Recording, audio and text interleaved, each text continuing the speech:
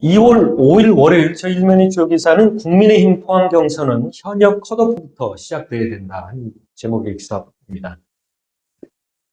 현재 이제 포항 북구와 남구 지역구의 총선 예비 후보자들 등록 상황을 좀 보니까 총 20명이 등록했습니다. 평균 10대 1의 경쟁률이죠. 아마 도내는 물론이고 전국에서도 아마 최고 경쟁률이 아닌가 싶습니다. 포항 북구 같은 경우에는 8명입니다. 더불어민주당 1명, 국민의힘 6명, 자유통일당 1명 이렇게 되고요. 포항 남울릉 지역구에는 12명입니다. 더불어민주당 2명, 국민의힘 9명, 자유통일당 1명 이렇게 됩니다.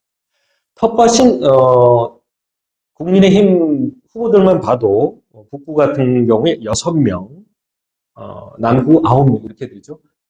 그러면은 15명이고 평균 한 7.5대 1 이런 상황입니다. 그러니까 다자구도가 지금 펼쳐진 상황인데 이런 상황에서 이제 신인과 현역이 경선을 했을 때 과연 이게 공정한 경선이 되겠느냐 이런 상황에서 어떻게 그 신인이 그 현역한테 경쟁할 수가 있겠느냐 사실상 이거는 불공정한 경선이 될 수밖에 없다는 지적이 되겠습니다.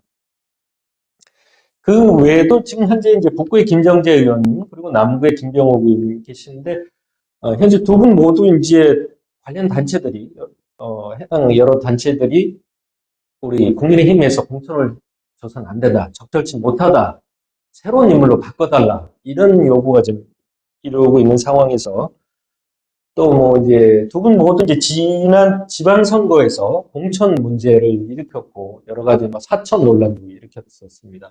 김정길 의원님 같은 경우는 당시 이제 뭐 경북 도당위원장이자 경북 공관위원장 하면서 지자체장들의 어떤 교체지수를 적용해서 이강덕 포항시장을 필요해서 여러 지자체장들을 컷오프 시켜가지고 파문이 일기도 했었고 또 지역에서는 포항 북구 같은 경우에 각 지구별로 3명씩 공천할 수 있는데도 불구하고 2명만 공천합니다. 이해할 수 없는 그런 공천을 했고 뭐 김병우 의원 같은 경우에도 그 당시 그 뭐 친인척 공천 논란도 일으켰고 결과적으로 해서 북구 남구 모두 민주당 의원들이 많이 또 의회에 진출하는 이런 결과를 보여서 국민의힘 당 입장에서 봤을 땐 사실상 이게 이제 해당 행위를 한 것이 아니냐 이런 논란도 지금 일어나고 있는 상황입니다.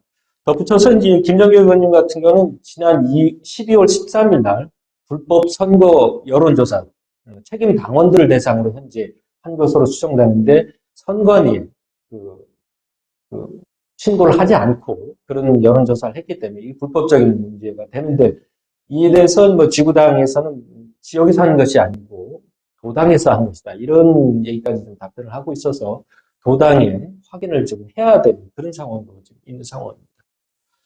결국 이제 뭐 지역에서는 좀 새로운 인물로 바꿔달라는 요구가 좀 계속되고 있고 그래서 일단 포항의 남북부 모두 현역들은 컷오프 시키고 새로운 인물들을 대상으로 지금 많이 나와 있는 새로운 인물들이 좀 많이 있는데 이를 대상으로 경선을 하는 것이 맞지 않겠느냐 이런 지적이 되겠습니다.